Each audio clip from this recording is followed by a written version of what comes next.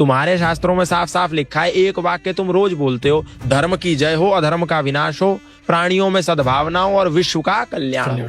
सनातन धर्म विश्व के कल्याण का उद्घोष हर मंदिर से, हर सनातनी संस्थान से सुबह और शाम करता है।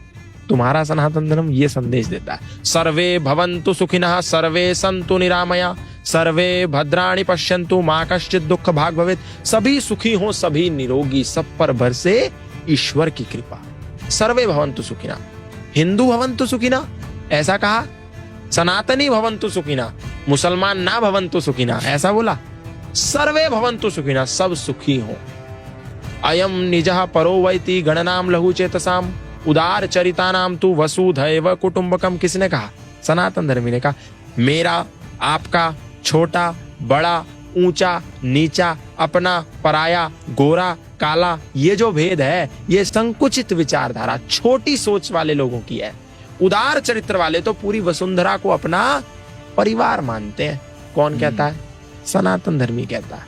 और क्या कहता है? संगच्छध्वम संवदध्वम संवो मनांसि जानताम, देवा भागम यथा पूर्वे संजानानाम उपासते।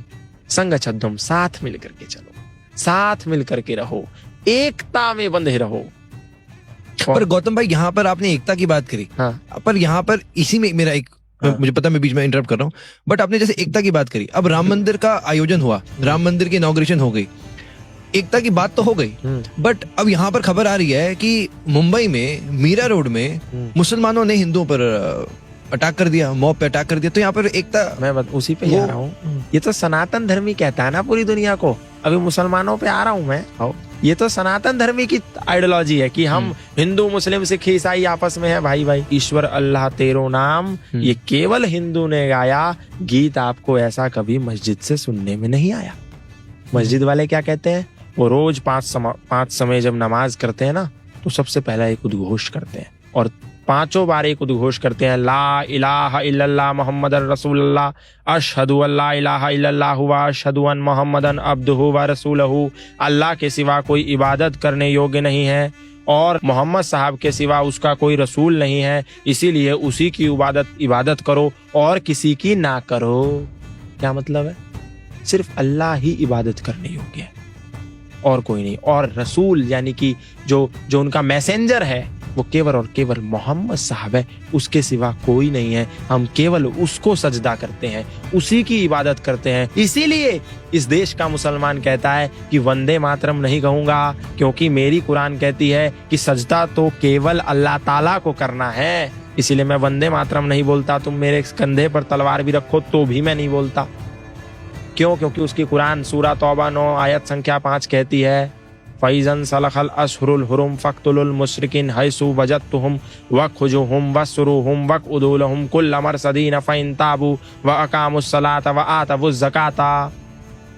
ये काफिर हैं, जो मुशरिक हैं, ये नापाक हैं, जो अल्लाह ताला में नहीं मानते, जो मोहम्मद साहब में नहीं मानते, जो कुरान में नहीं मानते। इसीलिए जब हराम के महीने बीत जाएं तो इनको जहां कहीं पाओ इनकी घात में बैठो और इनको कत्ल कर दो। दूसरी एक आयत बोलती है, कातिलुल लज़ीना ला युमिनूना बिल्लाहि वला बिल यौमिल आखिर वला युहर्रिमूना मा हर्रमल्लाहु व रसूलहु वला यदीनूना दीनल हक्की मिनल लज़ीना ऊतुल किताबा हत्ता यअतुल जिज़यत अन यदिव्यहुम सागिरून। ये भी वही बोलती है। और ऐसी तो 24-25 आयतें हैं जिसको एक कोर्ट ने बैन भी कर रखा है कि ये आयतें समाज में समरसतावादी नहीं हो सकती। अब आप सोचो, जो नौजवान, जो बच्चा जाकर के मदरसे में इन आयतों को पढ़ेगा वो आपको भाई मानेगा? भाई नहीं मानेगा, वो आपको चारा मानेगा और आप भाईचारे की बिन बजाओगे। ऐसे ही ईसा मसीह कहता है, आप बोलते हैं ना जीसस क्राइस्ट तो बहुत अच्छा गॉड है, और मोमबत्तियां लेकर के जाकर के ईसा मसीह के द्वार पर 25 दिसंबर को खड़े हो जाते हैं हमारे हजारों सनातन धर्मी। लेकिन उन्होंने बाइबल नहीं पढ़ी, क्योंकि वो तो गीता ही नहीं पढ़ते, तो बाइबल कहाँ पढ़ेंगे, कुरान कहाँ पढ़ेंगे। बाइबल में ईसा मसीह कहते हैं, do not suppose that I have come to bring peace to the earth, I did not come to bring peace but a sword, I have come to turn a son against his father, mother against her daughter, daughter-in-law against her mother-in-law. Man's enemy will be the member of his own household. नहीं विश्वास होता Bible उठा के देख लो।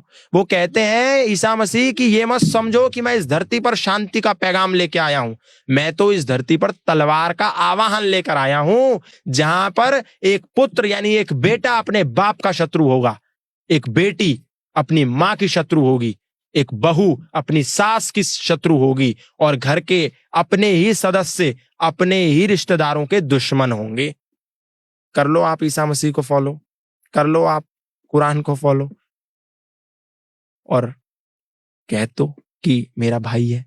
आपके लिए वो भाई है, लेकिन आप उसके लिए केवल और केवल चारा हो।